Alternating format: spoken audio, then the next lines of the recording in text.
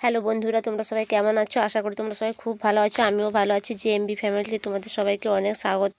তো বন্ধুরা, তোমরা দেখতে পাচ্ছ আমি এখন পিঠে বানাতে বসছি। তো পুলি পিঠে বানাচ্ছি আমি দুধ পুলি বানানোর জন্য। শীতকাল মানেই তো পিঠের মরশুম, তাই আজকে পিঠে বানাতে বসছি। তো আমাদের এবারে একবারও পিঠে হয়নি, এই প্রথম বানানো চলছে। শাশুড়ি মা শ্বশুরমশাই তো পিঠা খেতে খুব ভালোবাসেন, তাই ওনাদের ইচ্ছা রাখার জন্য আজকের এই উদ্যোগ। আর তোমাদের দাদা ভাই আর আমার ছেলে তো একদম পছন্দ করে না, তাই বানানো হয় না।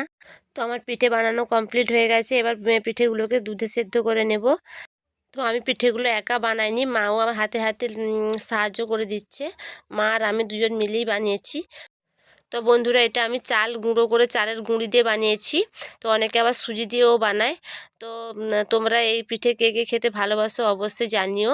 বন্ধুরা, তোমাদের সঙ্গে একটা ছোটো মিনি ব্লগ শেয়ার করলাম। তো তোমরা সবাই ভালো থাকবে, সুস্থ থাকবে। টাটা।